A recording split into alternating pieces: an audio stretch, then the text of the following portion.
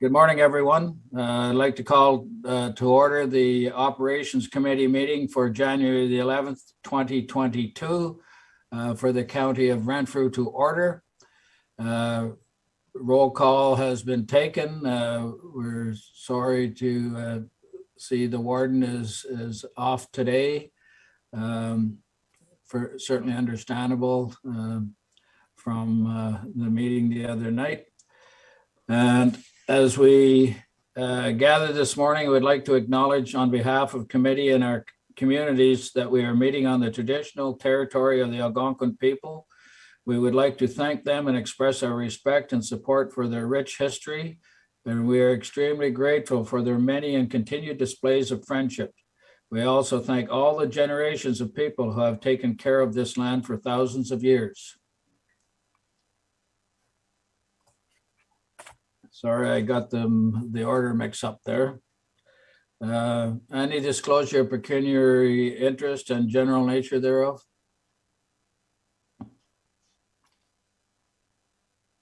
Seeing none, I need a mover and seconder for the adoption of the previous meeting's minutes of November the 8th and 24th, which are attached in your package. Councillor Lynch. Councillor Hunt, is there any questions or concerns about the minutes for those two previous meetings? Seeing none, all in favor of accepting as presented? It's carried. Thank you. There's no delegations. We're moving on to Public Works and Engineering reports and the departmental report, which starts on page 3. Mr. Perkins, please. Oh, thank you, Chair, and through you to committee. First of all, I just wanted to say our thoughts and prayers are with Evelyn Van Starkey, our admin assistant. Her father passed over Christmas, so I just wanted to make sure that that committee was aware of that. Also, joining us today, Rose Grunts is actually doing our minutes for us, so we thank Rose for that. And also, Alison Hudson is our new contract admin assistant in Public Works, so we actually asked her to do a ride along today. So we're excited to have her in the queue as well. So with that said, we kept our report light this month. As you know, this is budget month and this is the first meeting for our 2022 operations committee. So with that said, attached, do you want to get the recommendation on the? I've been instructed by the CEO to have you read the recommendation and then ask for a mover and seconder for discussion. Thank you, sir. Thank you. So the Public Works and Engineering Department draft budget for 2021. So the recommendation is that the Operations Committee recommends that draft 2022 Public Works and Engineering budget be approved by this committee and forwarded to the January 17th, 2022 County Council Budget Workshop for approval. Thank you. A mover and seconder, please. Councillor Bennett. Councillor Hunt. Discussions. Comments. Mr. Perkins. Thank you, Chair. And if I may, just to highlight a number of things in our budget, we did keep to the requested 2.5%, as committee will see. There's a couple of things here that we did change this year. One of the big things was how we maintain our culverts. So previously, we used to do what they would call a system adequacy. So basically, what that said was a percentage of our structures did not require immediate repair. So essentially that was, we always kept that at 90%. So 90% of our structures that were culverts that were under 3 meters. So anything over 3 meters is classed as a bridge. Anything under 3 meters was classed as a culvert. And we kept our system adequacy at 90%. So the province of Ontario is now, province of Ontario now legislates us to have an actual condition index on those culverts. So as we look through our inventory, and that myself and Mr. Hanrath decided that 70% was a reasonable number to work with. Right now, the culverts that are in our asset management inventory are at 67.6.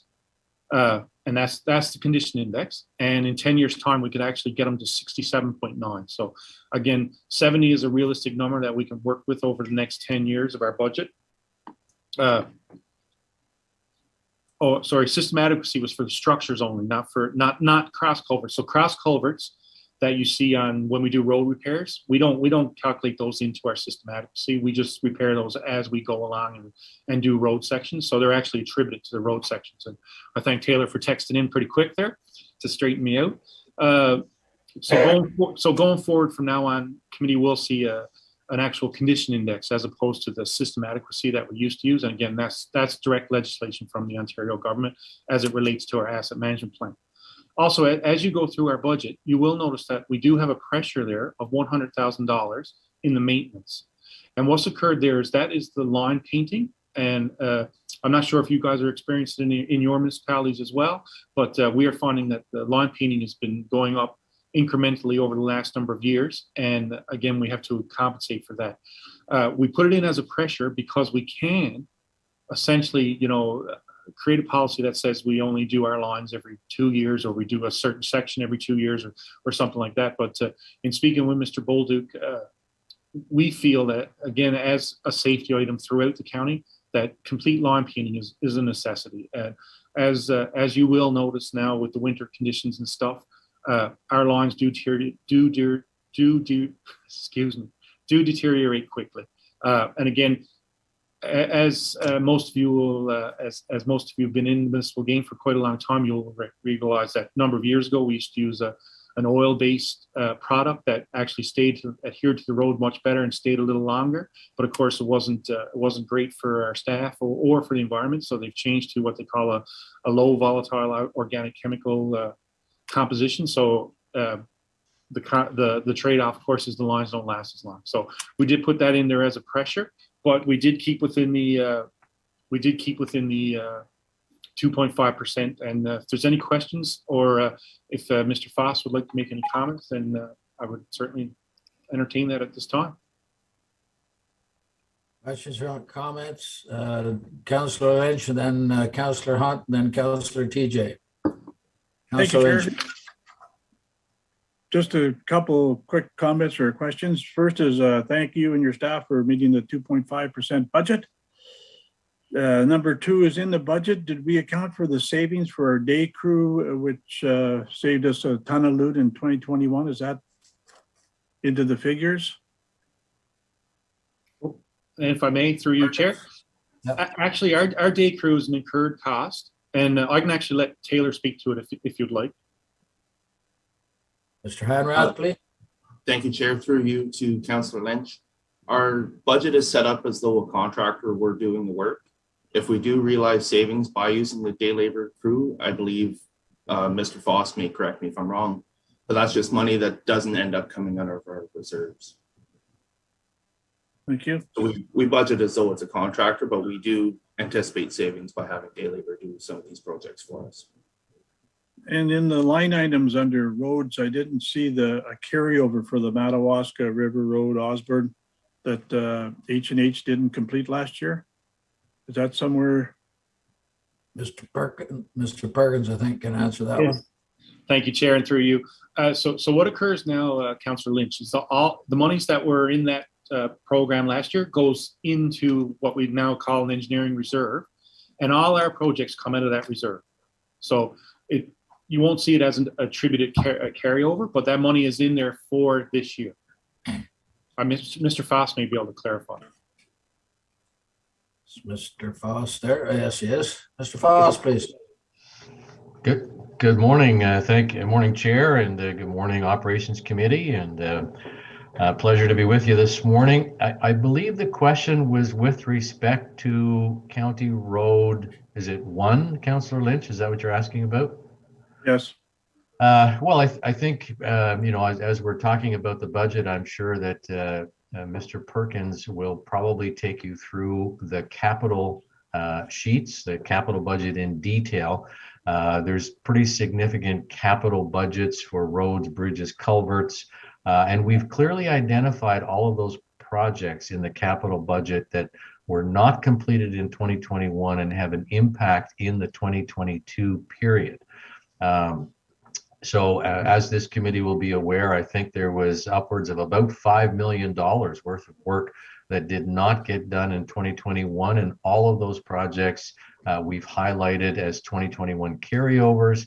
And at that point in time where Mr. Perkins is ready to walk you through that capital list in detail, as he goes through those projects, you can certainly highlight the ones that are 2021 carryovers. That's probably our best approach, Chair, if you'd like. But I'm not sure exactly when Lee is ready to talk about his capital budget in detail. Thank you. I think Mr. Perkins will be getting to that shortly. And the last question, Chair, to Mr. Perkins is sort of a red herring caught off the Newfoundland coast. Did the budget account for the $285,000 the town of Arnprior has asked for help on the intersection of Daniel and Galvin and Edie? Mr. Perkins, please. Thank you, Chair. Through you. No, actually, that's not included in our as a budget item. But we do have significant money in reserves if the committee agrees to fund that at which time it occurs. Thank you. Councillor Hunt, please.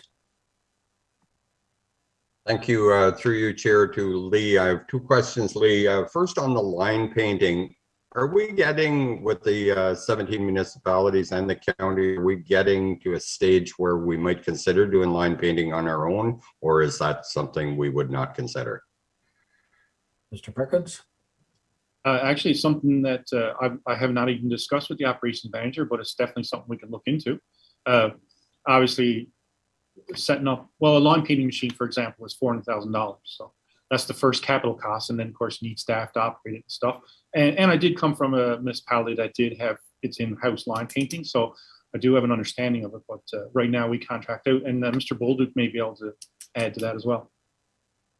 Yes, thank you. Okay, Good well, morning, Mr. Chair. The county did have its own line painting machine a few years ago that it shared with Lanark County. Of course, the line painting machines, they're upwards of about $1 million now, just because of the design and safety components with it and the technical components. So as the price goes up, we continue to look at the business case of having our own again. Again, you'd have to staff up a crew similar to the day labor to staff it, but we'll definitely keep that in mind and bring that forward when the business case makes sense. Thank Okay. you. So thank you. We're finding that too, that the cost has really gone up. So I don't know if they're getting a bit of a monopoly and therefore driving the cost, but if it could be looked at in the total dollars that is spent within the county, it might be a good exercise. My second question to Lee was, we just did a tender for Ferguson Lake Road, and now we're looking at the culverts because we had some excess cash to go to the galvanized instead of steel. And we're quite surprised to find that the galvanized are less expensive because steel prices have gone up so much in the last year, and there's quite a longer life with them. I know that one of the hesitancies about using them is the type of rock. If you have acidic rock, it could rust them, but we're told that our area is fine for the galvanized and they are less expensive. Is this something that the county has experienced as well? And are you considering the longer life culverts? Mr. Perkins, please. You're muted. You're muted. Yeah, sorry. Thank you, Chair, through you to committee. Yeah, actually, Taylor, can you address that for us, please? Yeah, if I may, through you, Chair, to Councillor Hunt. So currently we use aluminized for our cross culverts, aluminized steel culverts, but we are looking into HDPE pipes, which have a much longer design service life, but do come in at a slightly higher cost. But we're doing a cost benefit analysis on whether the additional cost is worth the additional service life for the pipes. Thank you. Okay, thank you. As recently as the last 2 weeks, we checked the prices and they were less than the prices bid in the tender for the alternative. So anyway, I throw it out just for your consideration. Thank you. Thank you. Thank you. Councillor TJ, please. Thank you very much, Mr. Chair. I'm looking at the salary. Maybe I'm jumping ahead, but I'm looking at the salary line on several of those departments. The admin, why would it say 3.5%? What has been determined? What have we determined to be that key number for salaries? And I wanted to know, they're all different. So maybe I'm behind and don't understand, but I want to know why we'd be offering 3.5%, or is that something because of the benefits? And I don't know who can answer that. Maybe Jeff, I don't know. I think that was for Mr. Foss, please. Thank you, Chair, and through you to Councillor TJ. So Council set a target for non-union salary COLA adjustments for 2022 at 1.75%. So the 1.75% is embedded in the rate right across the board in all committees, all departments for non-union. We have collective agreements in place for all of our unions other than our paramedics at this point in time. So we have an approved contract that we can move forward on.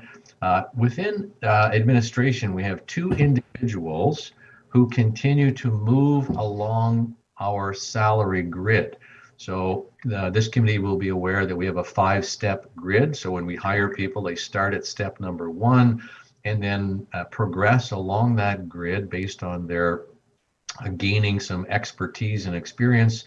On an annual basis, they have an opportunity to move along the grid. So when we look at a budget year to year, we apply the 1.75% to everyone, to all the rates, but some of those individuals are still moving on the grid. So that also reflects that they've moved from a level 2, maybe to a level 3, that sort of a situation. But I can assure the committee that 1.75% is the maximum adjustment for any non-union staff in this budget. Thank you. Thank you very much. Thank you. Other questions or comments? Mr. Perkins, do you want to carry on? I do, Chair, and thank you very much. And through you to committee again. I'm going to try to share my screen just to walk you through the capital works here. So I'm not sure if you guys have this as well. This is page 8 of 10 on the handout that Connie sent out, our draft budget. So as you can see, in keeping with our asset management plan, these are the bridges that are slated for repairs for this year. One of the things that Taylor and I have been working on too is getting notification to the public works CAOs and the mayor and councils of these affected communities. As you know, we've learned over the last number of years that communication is key.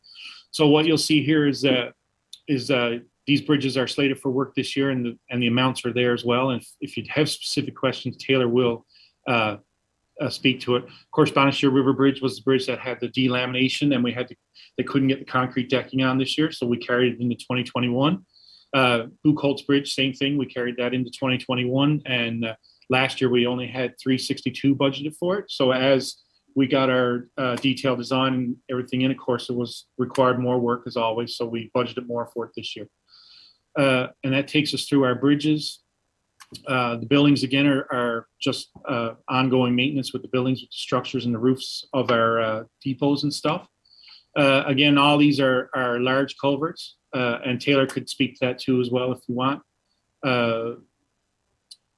Again, the 2021, the Mansky culvert, once again, we found out that, of course, that was a much more detailed repair than what we had planned.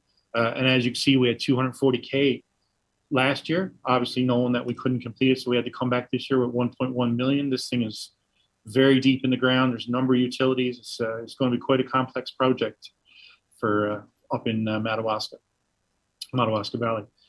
Brooms Creek Culvert, of course, was carried over. We're still working on all the fish habitats and sort of things. So this has been ongoing now for a number of years down in Forster Falls, but we'll hopefully get that going this year.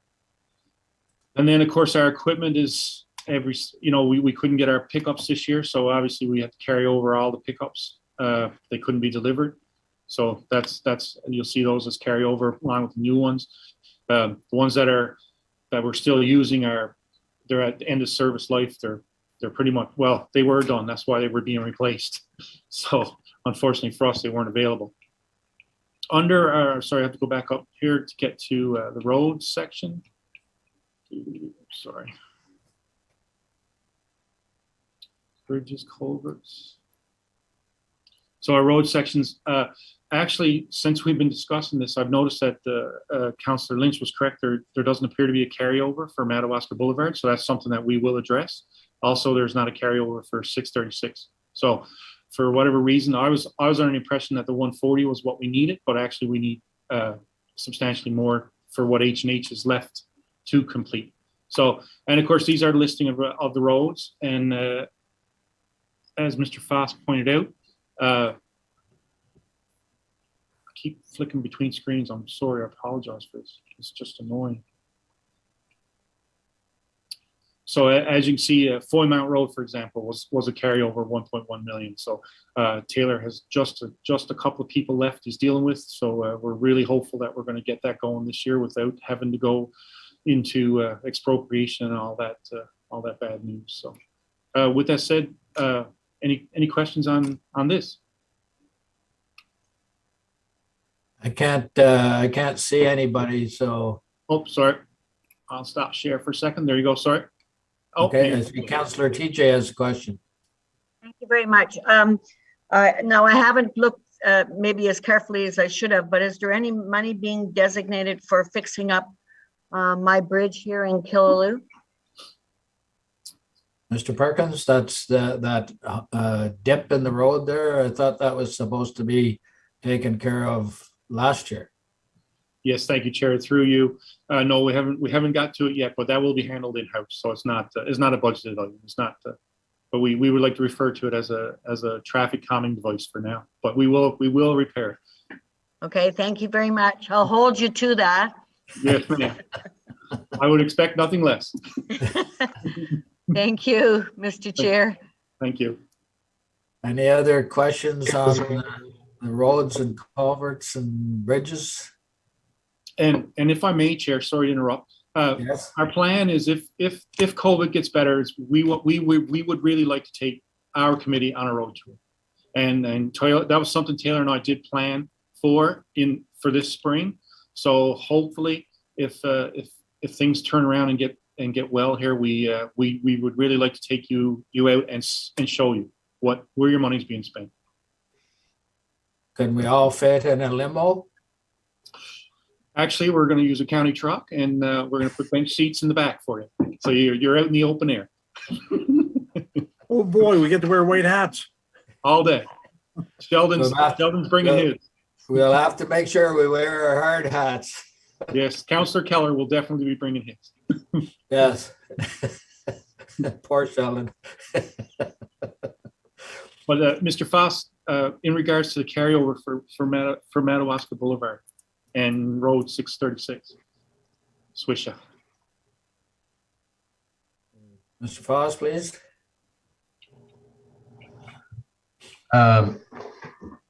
Thank you, Chair. Lee, I'm not sure what your question is. Are you wanting to go back to your capital budget? Yeah, sorry, page 8, and it's the very first one, which is Road 1 under Madawaska Boulevard.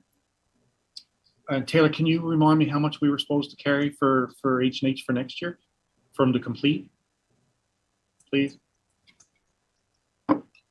Yeah, just one moment.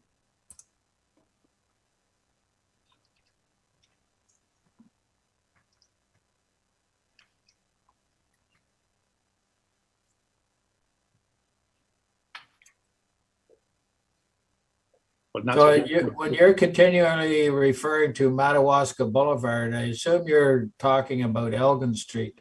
Yeah, that's correct. County Road 1. Yeah. Okay. From where they left off. It's a mess. Yes, we concur.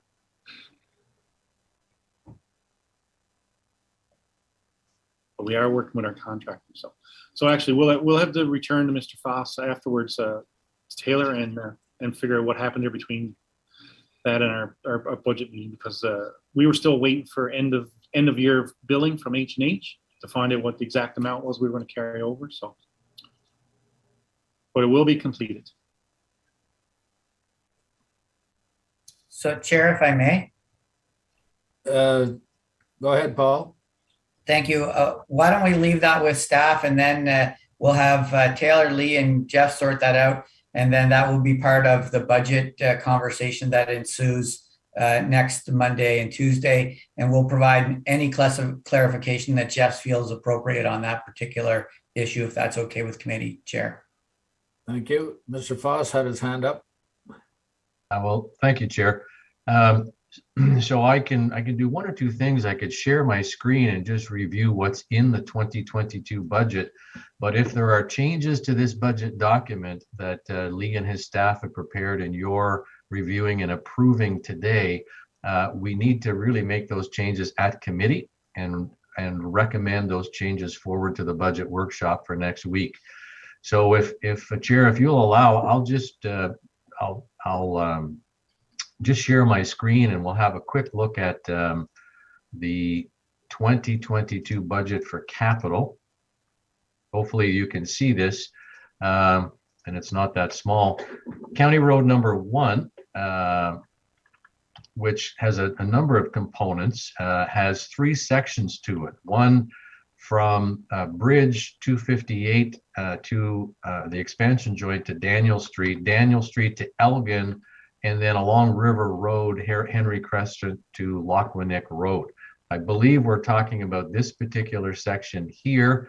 We have a budget of $145,000 for 2022, and that's being financed from our gas tax reserves, primarily a little bit from our own reserves. I think what I'm hearing from staff is that this project was not identified as a carryover from 2021.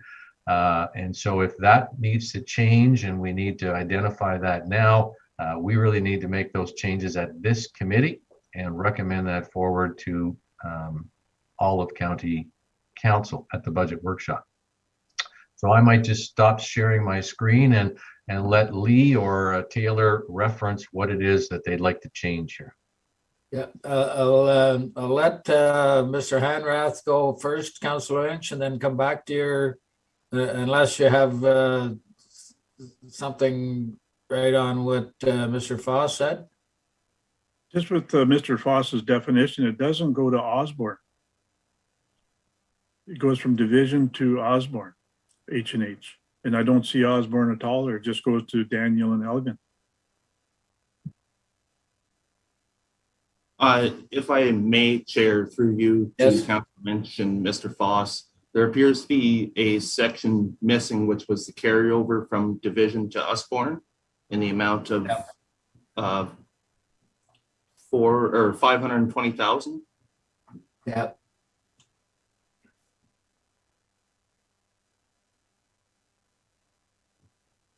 But we can meet with Mr. Foss and Mr. Foss, please. figure that out. Thank you, Chair. Sorry, but any changes that are going to be made in this budget really have to be made by this committee today so we can move them forward to the budget workshop. So this document has been reviewed and presented a number of times internally at the staff level. So if we have not identified a carryover at this point, we are not recommending forward a carry forward to County Council next week. So that's something that we would need to do as an amendment today. So just to be clear, I think what we're saying is that along County Road number 1 for that particular section, there should be a carryover identified as work that was not done in 2021. I'm not even sure how that project was financed, but I'll have to look into that. And then that has to be added to this budget today to be recommended to go forward. So if that's what we're doing, Chair, I think we have to make that change today so that we're all aware of what's going forward now. Mr. Morrow, please. Oh, yeah, Mr. Chair. Morrow and then Councillor Lynch. Chair, if I may, then that would be a recommendation from council that the that the draft budget be amended to include the section. And Taylor, what is the description of the section?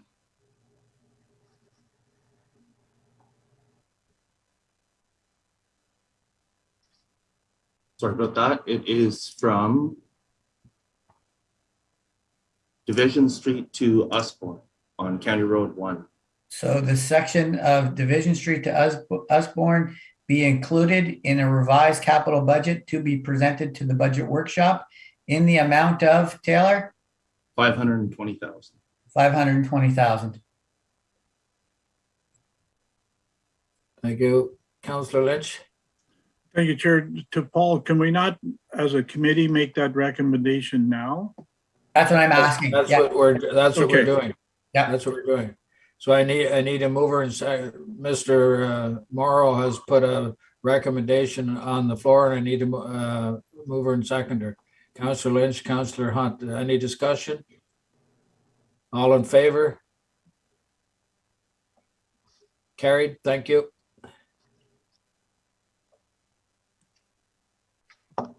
So just so I'm clear, the section of what I refer to as Elgin Street, which is County Road 1 from where it intersects with Madawaska Street out to Division Street, which is sort of what I'll say been constructed, but has so many flaws in it. There has to be a lot of areas torn out, curbs, and especially, and paving has to be brought up to proper standard. So that is all still on the books and still on the budget and everything to get done in 2022. Mr. Perkins, please. Yeah, that seems to be the issue, Chair. Sorry, through you to committee. Looks like we missed it. I went back through my notes and we did have it at both meetings. We discussed it at both our budget meeting and our meeting with CAO, but unfortunately I missed it. So now you guys have created a resolution to basically that 525,000 to complete the project. Yeah, but that resolution was just from Division to Usborne. That I'm concerned about Elgin Street. Sorry, that Chair. runs from Madawaska Street to Division Street within the town of Renfrew. Yeah, we're working with the contractor on that one. So hopefully in the Okay, spring so we'll that's- get that addressed. That's Sorry, still going to be fixed up and done. that's correct. I just want to be clear and be sure. Yep. Okay, Mhm. Mr. Morrow, please, you had your hand up. Oh, thank you, Chair. That was the same clarification I was seeking. That work had been completed, but it was not to the standard that we typically expect of our contractors. So that will be a different process in addressing that with the contractor to make those necessary repairs as part of that original work that was done. Thank you very much. Any other questions or comments? Mr. Perkins? Is there No, more? thank you, Chair, and through you to committee. Again, my thanks here to Evelyn, Jeff, Rick, and Taylor and Mike Bean for putting this together for us. So again, it's a challenge every year, of course, but I thank the staff for helping. Yeah. Councillor Lynch, please. I'm sorry, I forgot. Thank you, Chair. It's just that we had a resolution. I was wondering if we're going to have a vote on that. Oh, I thought I asked for the all in favor. Did I not? We vote on that. I'm sorry? We did vote on that. We did? Yeah, Yes. it was carried. Yeah. Mr. Morrow, please. Chair, we have the original motion from the report to pass as well, call for the vote on. But Chair, I believe that will now be as amended. Okay. So I need a mover and seconder for Mr. Perkins' report as amended. Yeah. Yes, thank you. Councillor Lynch, Councillor Hunt, comments? All in favor? It's carried. Thank you. So we're on to Infrastructure Division report from Mr. Hanrath, which I believe starts on page 14. Mr. Hanrath, please. Thank you, Chair. Through you to committee. Good morning, everyone. Item number 1 of the Infrastructure Division report, is about B022 Indian River Bridge, which is currently being designed by WSP Canada. They've finished their preliminary design, and they've come back with a recommendation that the bridge be closed during construction in 2022. This will have an estimated cost savings of $200,000. It'll save 6 weeks or more on construction time. And even with it closed, we're still anticipating a 16-week construction period. It'll allow paving to occur in September or October rather than in November in colder temperatures. It'll improve safety during construction, and it'll also allow for additional works to be undertaken on the bridge, such as replacing the bearings, constructing a tieback between the wing walls, and we won't have a construction joint as well. Item number 2 is an update on the design for B057 Mount St. Patrick Bridge. HP Engineering is undertaking the design for this one. As committee may remember, we previously provided an update on the preliminary design for this one. The cultural heritage assessment has come back and identified that there is heritage value associated with the bridge. And we will be proceeding with a superstructure replacement, but the new superstructure will be in likeness to the existing. Thank you. We'll go back to item 1 before we get into resolutions for questions or comments, and that's the Indian River Bridge. Mr. Morrow, please. Thank you, Chair, and through you to Taylor and Lee. Taylor, on that particular issue, I believe there is an ongoing conversation with the Township of Laurentian Valley that's required for that particular one. So we may be back to committee with a different approach depending on where that goes, because there is maybe Taylor, maybe I'll let you describe the issue if you don't mind, sir. Mr. Hanrath, please. So we have been in contact with the Township of Laurentian Valley about the detour for this one. We're working with them on bus turnarounds and things like that as well, to ensure that the detour isn't too negatively impacting of the local residents. Okay, thank you. Mr. Morrow? Chair, this is why a tour would be a good idea for committee someday, so you can see this particular issue. So essentially what you're doing is you're stopping up traffic on Round Lake Road and you're diverting it through. Sorry, Paul, different bridge. Oh, different bridge. Okay. Sorry. Thanks, Taylor. Okay. I'll shut up then. Wrong one. Thanks. That's the one on Sandy Beach Road. Oh, Sandy Beach. Yes. Okay. Thank you. So is having it closed up, is the detour fine and stuff like that? I know it may be a little bit out of the way, but for savings of $200,000 in 6 weeks construction time, it certainly makes sense to me. Absolutely, Chair. That's what we're always shooting for. We just try to mitigate the issues with local residents, though, as the traffic volume will increase where it normally wouldn't have been that high. That's always our challenge, sir. Yes, I realize that. It doesn't matter what you do. Even if you had a temporary bridge in place or something, people wouldn't be, there'd be certain ones not satisfied with that either. But anyway, I'll leave that. Anything else on item 1? Item 2. Councillor Hunt, please.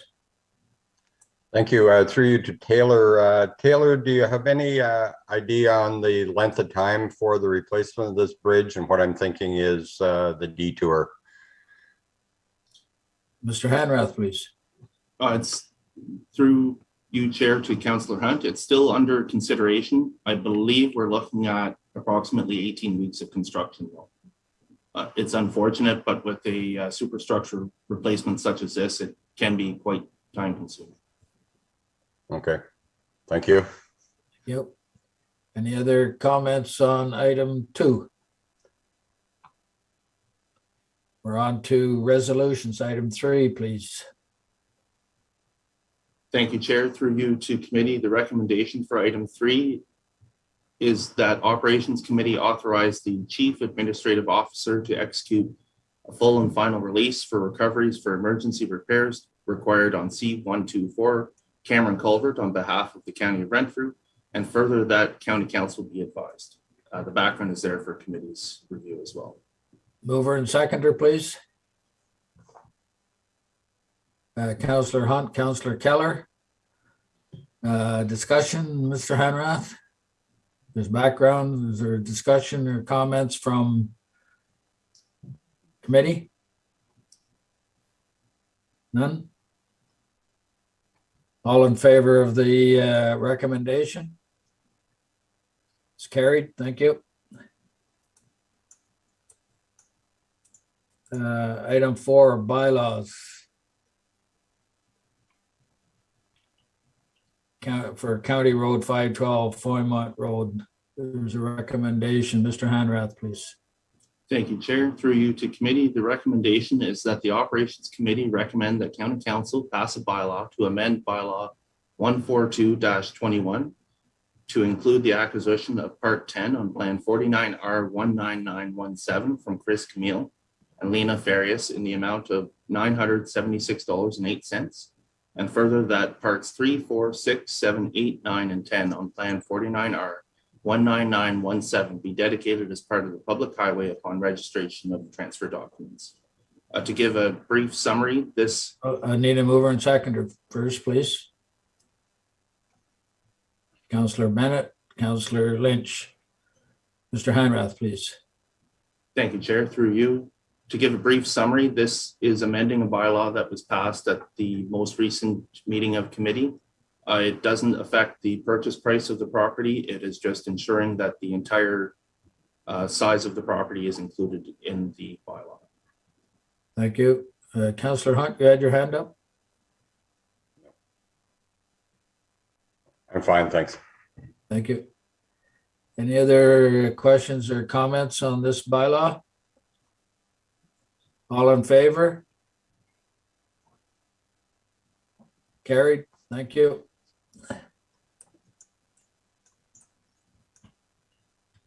Thank you, Chair. That concludes the infrastructure report. Thank you very much. We're on to the operations division, which is on page 24. And Mr. Baldock, please. Thank you. And through you, Chair Puckett, to committee, I present the operations division report for January. Missing this month is the winter statistics, but we'll continue those next month. So we'll update that. Number one under information is the spring load restriction program. To remind committee, the bylaw starts technically on February 1st and continues to May 31st. But staff monitor the weather and the road conditions, and we generally put them on sometime in March and take them off usually earlier than the May 31st. And we, as part of that program, we advertise in the local paper just so that all the haulers are aware of the spring load restrictions. Item number 2 is quotations and tenders. Staff have commenced preparing all the tenders, the operations tenders for this year. We're putting a letter together to circulate to the municipalities, townships, advising of the planned tenders and providing an opportunity for them to participate. As you're aware, Evelyn's off and she would typically be working on this memo. It does mention that the deadline will be February 11th. We're going to move that to February 18th. So if you're talking to your staff about it, we'll give them that extra week because we'll be sending out the letter next week instead of this week. And item 3, disposal of surplus vehicles and equipment. Some great news. We were able to dispose of the 6 pieces of equipment that you see there, some vehicles. One was to the township of Brudenell, Lindock, and Raglan. And we're happy that could go to a local township. And we also, it's not included in this report, but we also did, we're working through the process of moving some of the radios that we had, so our surplus radios, to 2 of the townships. And we're working through that process and we'll report on that next month. So that is the completion of the report. If you have any questions, I'd be pleased to answer them. Thank you. We'll go back to item 1. Any questions, concerns? Councillor Lynch, please. Thank you, Chair. To Richard, when you've got your dates in cement, could you forward those on to our Public Works Department and the committee, please, just so that we're aware if we get asked? Thank you. Absolutely. We'll include them in our the project status report. So the layout of all and timing of all the tenders will be there. We'll certainly pass them on to the public works staff as well. Thank you. Councillor Keller, please. Thank you, Chair, and to staff. Just for some clarification, I know in regards to the bylaw saying February 1st, does that coincide with our signs that we post on our county roads? Because I thought they said anytime after March 1st. I could be wrong, but I'm just looking for clarification. Yeah, Thank you. Councillor Keller, good catch. I actually caught the February 1st deadline in the bylaw last year. So we're in the process of changing all those signs. Now, not all of our roads have that tab on there. So I'm looking at part of our operations review program, and we're looking at actually going through all the county roads and updating it, including the February 1st from March 1st. Thank you very much. Okay, thank you for that. I would.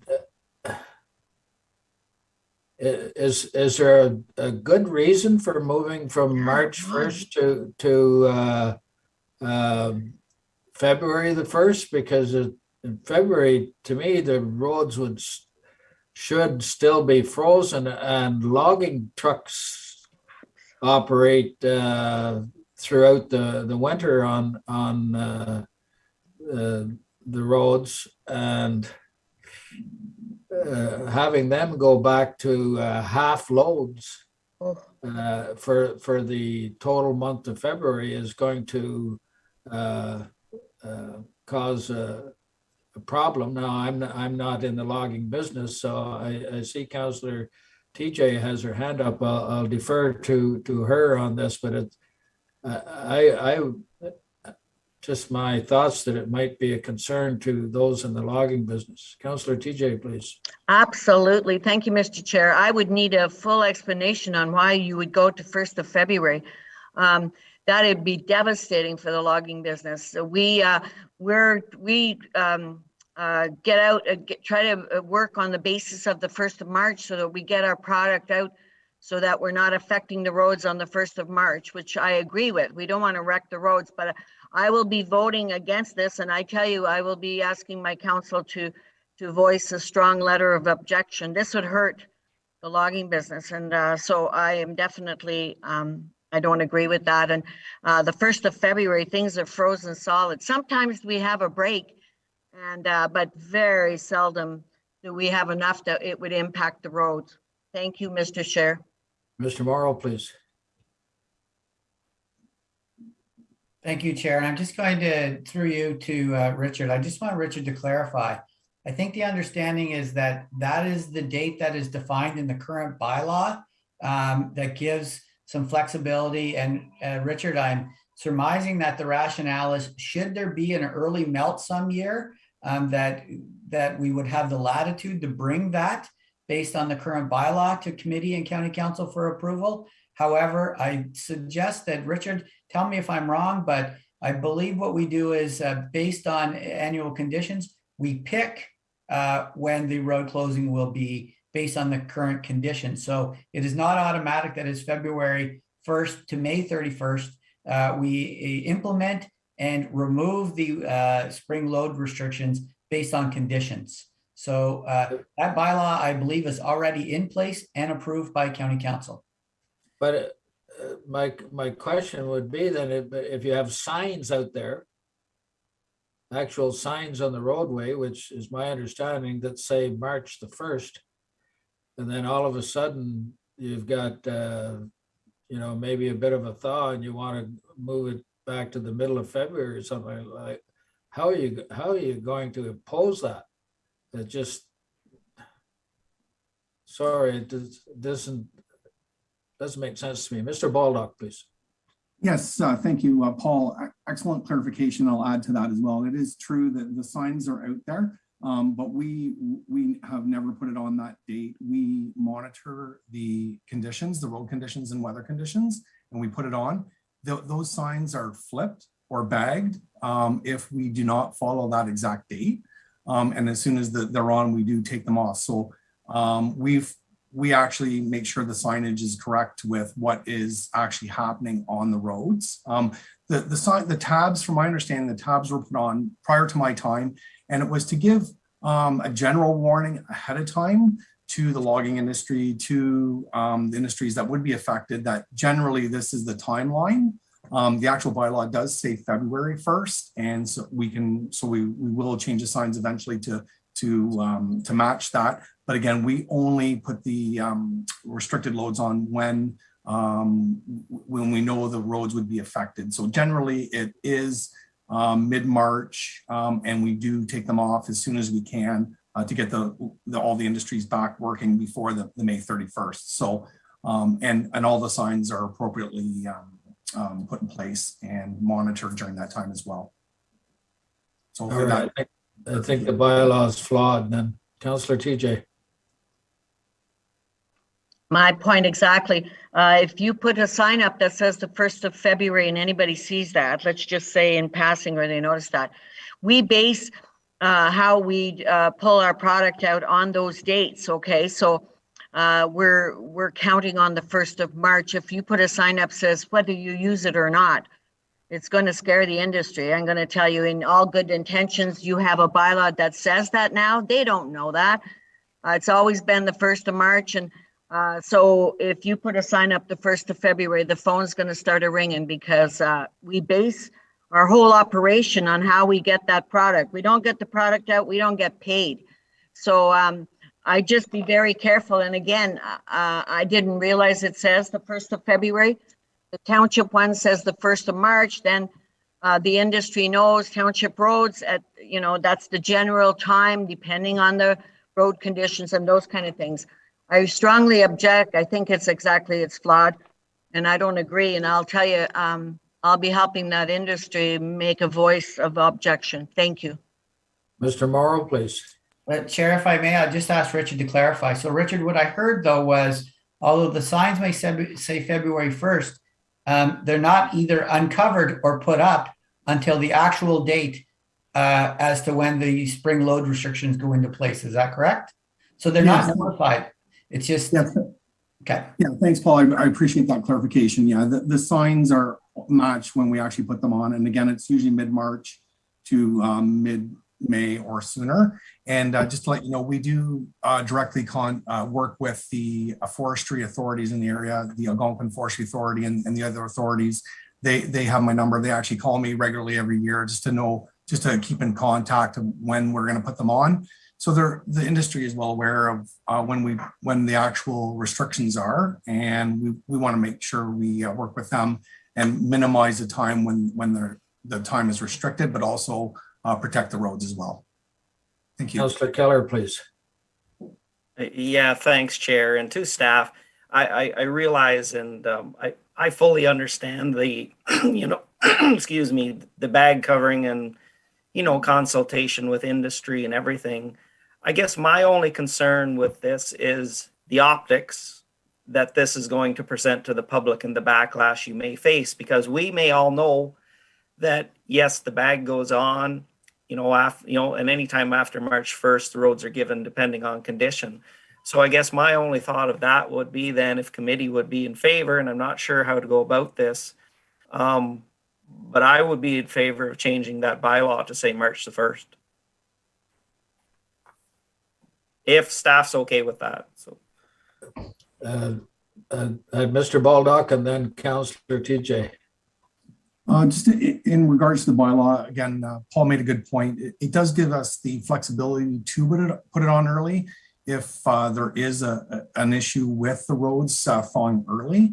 Again, the bylaw has been in place way before my time. I don't have the bylaw in front of me at the moment, but I believe it's been on the books for a long time.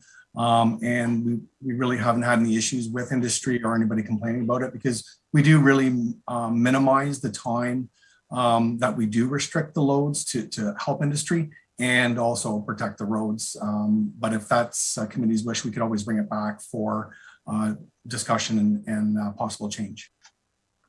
Councillor TJ, please. I'd be prepared to make the motion that Sheldon was talking about, that we change it to, not back. I apologize, to the 1st of March. The likelihood of thaws that would last long enough that we'd have to take that, the road restrictions, and I've been involved in that industry for way too many, more years than I can count, but I don't recall. I think one year in 1983, we had a thaw for about 10 days. And that might have constituted a earlier, but then all we have to do is make them, you bring it back to operations, you make a motion.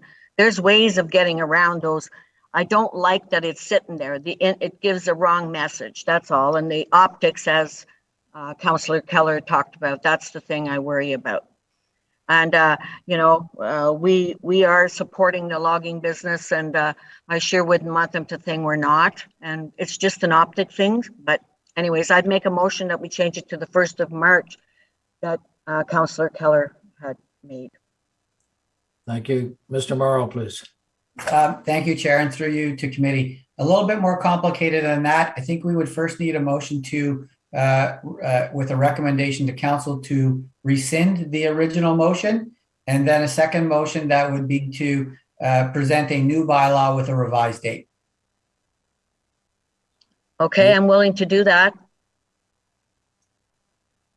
Okay, so what I'm hearing is Councillor TJ, you're moving a motion to rescind the existing bylaw stating February the 1st. Correct. Do I have a seconder?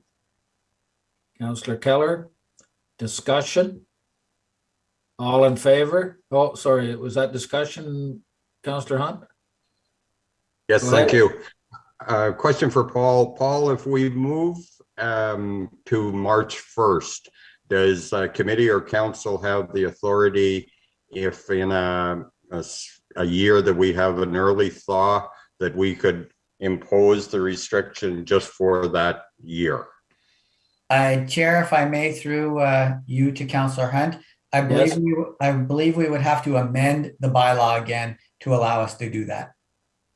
I believe that was probably the original intention of giving the flexibility. Okay, thank you. Any other comments? Councillor Bennett.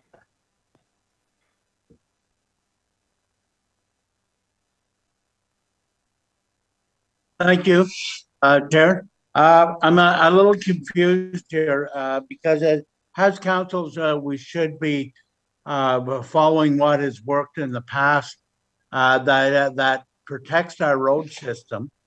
And we've had this before us for quite some time and have not had to use it. And I don't think there's any history there that we're actually using it. So are we not making a little bit of a mistake by having it there as a precaution in case something starts happening in our road system?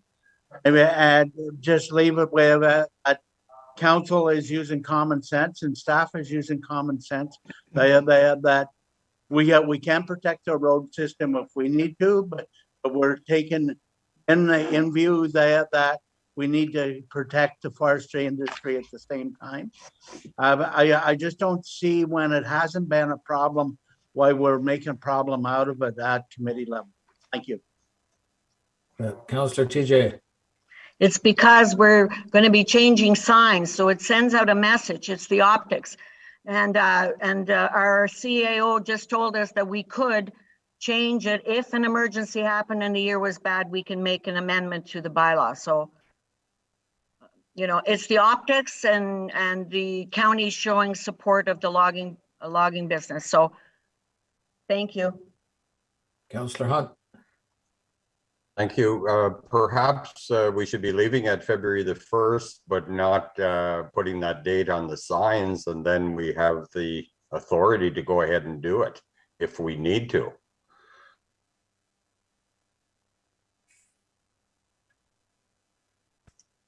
Mr. Morrow, please. Thank you, Chair. To you and through committee, just in response to Councillor Hunt's comment, I would ask Richard, is there an SOP that we utilize that we could amend to as to how our signs look and without changing the bylaw? So do we have a standard operating procedure? Yes, thank you, Chair. Thank you, Paul. The signs, the actual dates on those signs are not part of the actual regulation. So those signs were an optional tab that was put on years ago. We could actually take those off or leave them on the way they are. They're actually not required. So there is that option to either take them off or leave the date the same and just utilize the bylaw. We would have to cover up that date if we wanted to go February, but that's something that we do anyway when we change the dates every year, because it's generally a different date every year. So that would be an option. Thank you. So if we didn't put any date on the signs and just and had them covered and just uncover them, you know, when it's time to call for half loads, but then you have to give the industries some heads up. It's quite a. It was Councillor Lynch and then Mr. Baldock, please. Thank you, Jared. I'm in favor of the two motions that are forthcoming. It's a door that's been opened. We need to close it. On the 1st of March, everyone knows it's going to be going. If I'm a trucker or whoever, I go online, I go to the town or the county website and I look under bylaw, under half loads, it says 1st of February. I said, holy cow, I better get my truck off the road. Then they say, well, look at minutes from the 11th of January saying, oh, it's now the 1st of March. It just, to me, the optics, as Councillor TJ has said, it's so much simpler to say the 1st of March. And if we have to make an amendment to February and whatever year global warming, I think it'll be a lot easier then. Thank you, Chair. Thank you. I had Mr. Baldock next and then Mr. Morrow. Yeah, just to remind committee, we do advertise every year in the paper to let industry know. And we also work with the Forestry Authority directly. They're aware when we put them on. Again, it's never done right on March 31st or was never done right on March 31st. It's always adjusted every year. And again, we do put in the paper, let industry know, and we do adjust the signage. So most townships don't have a date tab on their half loads. They would use a bagging system and also just use their bylaw. So they wouldn't typically advertise. Some might, but most don't. Just to bring you up to date on what's kind of the industry standard. Mr. Morrow, please. Thank you. A similar comment to I was going to make with respect to Councillor Lynch's comment. The bylaw does not automatically set the dates for when it will be imposed and when it will be removed. That is done in consultation with industry based on current road conditions and the level of frost in the ground at the time. So we do have those conversations. So I would not suggest or want to make the supposition that as of March 1st, it's automatically in place. That is not the case, because going back to Mayor TJ's comments, that's what we try to avoid. We try to keep the roads accessible as possible for as long as possible without doing harm to the roads, and at the same time supporting industry. So there is some flexibility there. The bylaw just gives us that window as to when we could impose the restriction. Thank you for that, Chair. So why don't we create a bylaw without any dates on it? Just the fact that as deemed would come into effect as deemed appropriate by county staff. Mr. Morrow? If I may, Chair, I think that's what the current bylaw does, in that it provides a large window starting from February 1st to the end of May. So it gives a large window that allows staff to work with industry to put the restriction on and take it off. So it would be even more broad if we just took the dates off it That is another way to look at it, Chair. Thank you. But if we, my understanding, there are signs already out there that have the March date on it. And I don't know whether they're bagged or Yes. what the situation, if they're all bagged. But if there was no date on it, it would, and we advertise ahead of time, and that when we're going to do it, we just take a bag off a sign that says half loads are now in effect. Yeah. Chair, Chair, through you to committee, that is the alternative. Don't use dates. The signs come up and down, or the bags come on and off, indicating half load restrictions in place. And then the signs come down when half loads are taken off. Councillor TJ. Again, to mirror Councillor Lynch's comments, it's the optics, but you're going to stir up a bunch of bees. I'm telling you, you have to be. I agree. We have to look after our roads, and so does the industry. The industry doesn't want to be driving on rough roads because we cause that. So I don't want the implication out there that we aren't conscious of looking after the roads.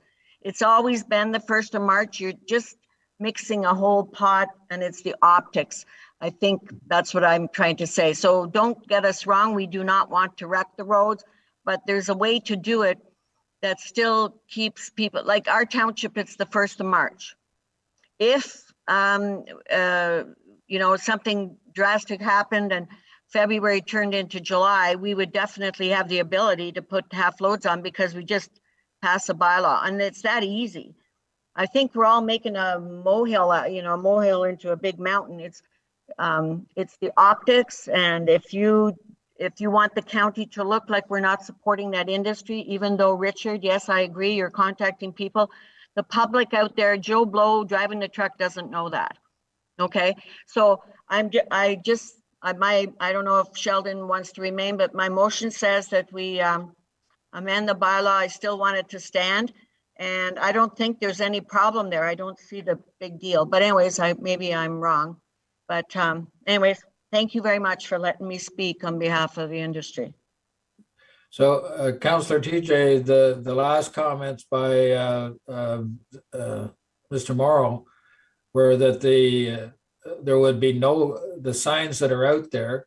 You could easily keep your own township signs as March the 1st, but the county signs would have no date on them, just a bag on them, and the bags would be removed on the county signs, indicating that half load restrictions are now in effect on the county roads, and that would even that way, if there was a thaw in the middle of February that went on for a couple of weeks, you could take the bags off for a week or so, and if it froze back up, you put the bags back on. But I see that as a very good compromise in that the county signs would be bagged, and at the discretion of the county, they could be taking them off. As Mr. Baldock has indicated, it could be the middle of March, or maybe you have a late spring. Could be near the end of March before the half loads come into effect. But I think that would be a good compromise with the townships and the industry. If for your township roads, if you keep your signs at March the 1st, I see no problem with that. So I'm just wondering if you would be more amenable to that compromise. Councillor TJ? Yes, thank you. I see that. As long as that bylaw takes out that date, that it's not anywhere, and exactly like Dan said, somebody goes online and they see the date, that's what stirs everything up. If Sheldon's okay, but the motion that I've made with Sheldon is just asking for an amendment. So that motion can still stand because the amendment would be to take that date out then. But Sheldon, I don't know what your thoughts are. Mr. Councillor Keller, No, I'm, please. and thank you through the chair. I think the first motion we have to deal with was, if I'm correct, was the motion to rescind? Yeah, Yes. Mr. Perkins, please. Oh, I totally apologize for the confusion here, but I've been doing research in the background. So the actual bylaw is bylaw number 1112. So in 2012, this was approved. The bylaw actually, what we've got now is we've got a discrepancy between our SOP, our standard operating procedure, and the bylaw. So the bylaw as passed says that we follow the section 122 of the Highway Traffic Act, applies to various highways under the jurisdiction of the County of Renfrew during the period from the first day of March to the 31st day of May. So the issue is, in our standard operating procedure, we actually begin to track the freeze-thaw cycle in February. So the actual bylaw, so there's no need for anything. The actual bylaw says March 1st. So I do apologize for all the confusion. I just got it all called up on my screen. So great debate. We are all in support of the forestry industry. That's why we're all electronic now. We don't use paper, but that's the actual bylaw of the as written 1112, and it was read on the February, it was repealed. 1205 was repealed on the 24th day of February 25th, and it was replaced on the 22nd day of February 2012. So I do apologize for all that, everyone. Great debate, great chat, but well, I wondered Oh, right. because I remember talking to my road super and he said we're following the Traffic Act. And so, right. okay, so we don't have to have, I'll withdraw my motion to amend since I like it. I like the way it reads, the 1st of March. I'm happy. Okay, thank you very much. Sheldon, I'm withdrawing. And I'm withdrawing my seconding.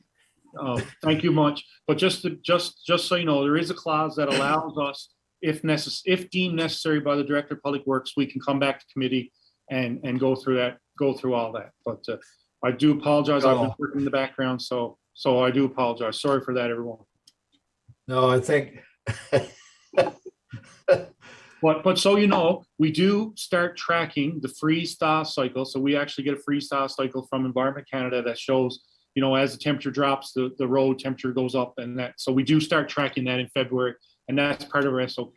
And after this meeting, I will send you both those documents just so that you have the information that we have. So thank you very much. Sorry, Okay. Thank you, Richard. Okay. Because sorry, Richard and I have been in the background here texting and emailing, and so. But anyways, thank you. Okay.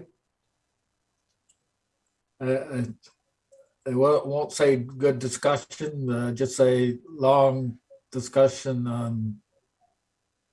Anyway, Mr. Morrow, please. I just want to thank committee's patience on that particular issue then. So next time we will have our act together a little bit better. Thank you, Chair. Correct, everyone? Maybe we can bag somebody. All right.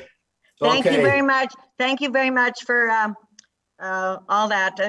And I should have said that right off because I know my road super told me that that's what the Traffic Act, but you guys things are changing so rapidly that I thought maybe somebody had changed it somewhere and we just weren't told. So anyways, thank you very much. I have to leave, but again, thank you, Sheldon, for consideration of seconding that. And thank you to the committee. It was a good discussion, and thank you very much for supporting the logging industry. Have a great day, guys. Thank you. Have a good day. So we're on to, I need a mover and seconder for the report as a whole. Councillor Lynch, Councillor Keller. Questions, comments? All in favor? Carried. Any new business? Councillor Hunt. Thank you. I'd like to put a motion on the floor to allocate $250,000 to winter maintenance reserve to bring that balance. We had put in 250,000 last year. And in discussions with Lee, the feeling was that the reserve should be around 20% of our annual budget. So if we put in another $250,000, that would bring it up to 500,000. I believe, although I haven't seen the numbers, that we should have considerable savings in winter maintenance this year that would put a surplus in our reserve. So these dollars should come from the 2021 reserve. Now, in discussion with Mr. Foss, I understand that the first $500,000 is going to the Algonquin Trail, but I would think in winter maintenance alone that we would have a savings of greater than $500,000. So I'd like to put that motion on the floor. Thank you. Seconder? Councillor Keller? Discussion? All in favor? Sorry, it was Councillor Lynch. Was that discussion? Yes, Chair, just to say that the town of Arnprior, we had a surplus as well on our winter. And I concur with Councillor Hunt that we should put some money aside. Thank you. Thank you. Anything else? All in favor of the motion? It's carried. We still have quorum, I hope. Thank you. Yes, we do. Thank you. Anything else under new business? Councillor Lynch? Thank you, Chair. Just to the director on our growth strategy. I know in November, we sent out the growth plans to the EBCD, and then we had another meeting. We sent it out again that they're the people to come back to us for their transportation study, which will all be forthcoming somewhere in February. Just to remind, I guess, to say that some municipalities don't agree, and somehow we have to make a growth policy that's going to make it happen. So my question is there any hope that we could have a development, forgot what I was going to say, the development guy that comes in and gives a presentation for development charges to the entire county council so that everybody will see what it could mean to the county? I believe growth equals growth. So if we have a subdivision in Arnprior, those people will pay for it, not the rest of the county, but not the municipality tacking on more money to that subdivision where it could be county doing it. Just comment under new business, Chair. Thank you very much. Thank you. I would wonder under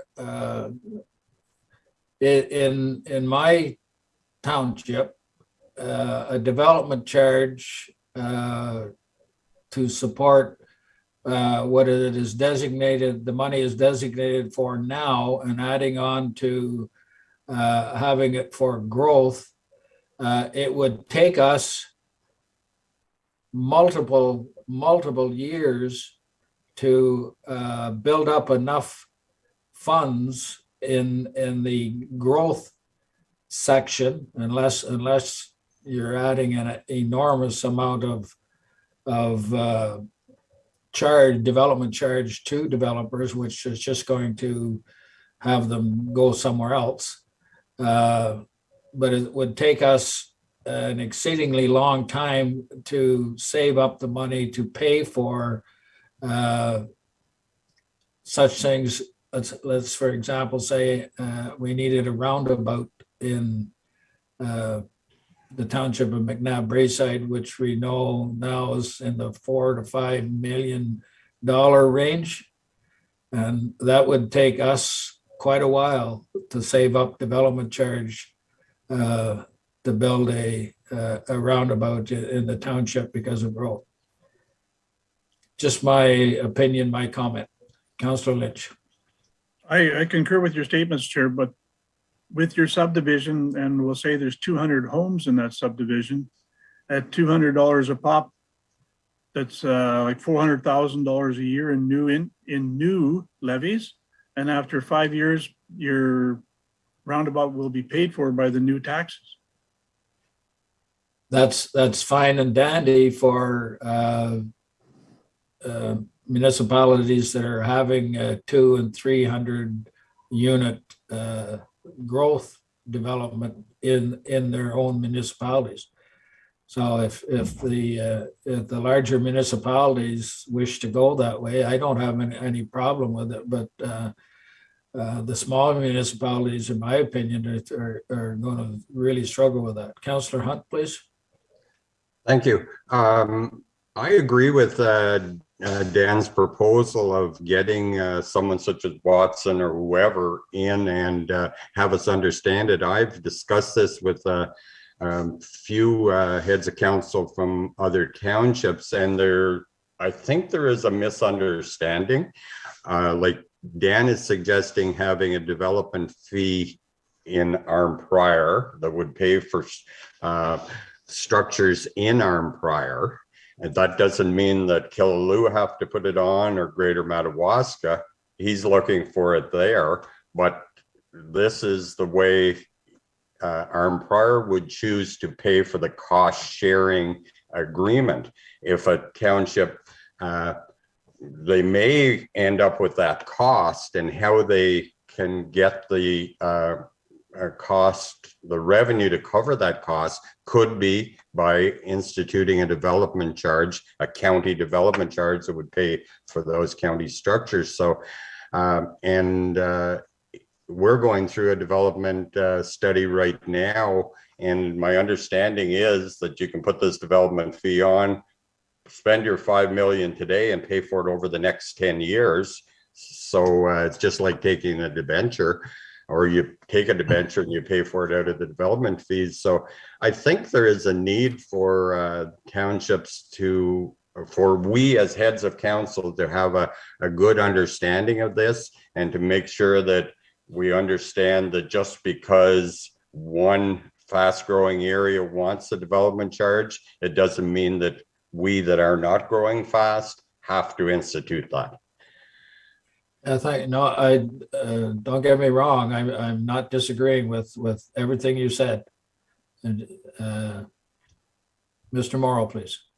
Thank you, Chair, and through you to committee. If that's where committee would like to go, my recommendation or suggestion to committee is that a member of committee put a recommendation directed at county council, because what I've heard was a proposed presentation to county council, so that the operations committee recommends to county council that staff be directed to facilitate a delegation to county council from a consultant to discuss the topic of development charges for the county of Renfrew.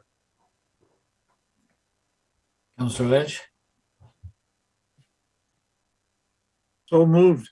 Before you call for the vote, Chair, can I just put one thing on the table? Can I put the caveat that occur in the month of March? And the reason I say that is that Lee and the group are going to be bringing back information on the policy in the month of February that we've been collecting from the local municipalities, so that there is that information that we would like to bring back, and we've committed to bring back in the month of February to operations committee and county council. So it could happen simultaneously, but I'm just recommending the month of March, so committee gets that information that we've been pulling together, and then we can have that conversation.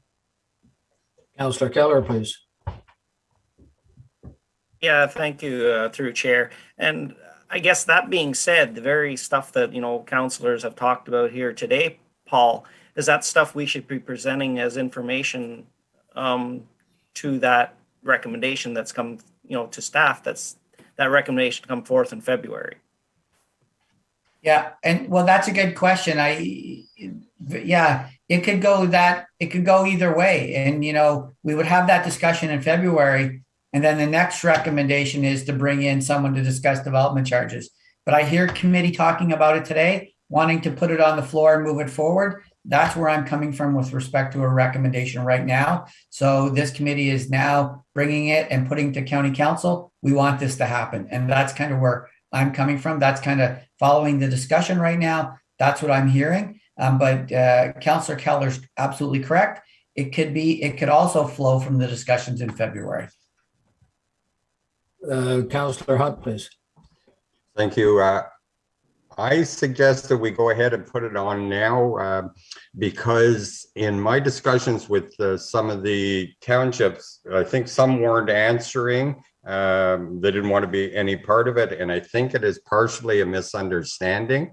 So if we get that information, but we commit to, having an expert on development charges come in, I think it would help clear up some of the concerns that municipalities have as well. So, I mean, in February, if we chose to, we could always decide not to go forward with it, but to set them up, it might be a good idea. Thank you. Councillor Lynch, please. Thank you, Chair. I was just going to mention to say the earliest opportunity rather than put a firm date to it. Thank you. So I'm trying to understand all the comments that are made. Do we want to bring the motion ahead today to have it set for somebody to be brought forward or to have it brought forward to county council in March or February? In Feb.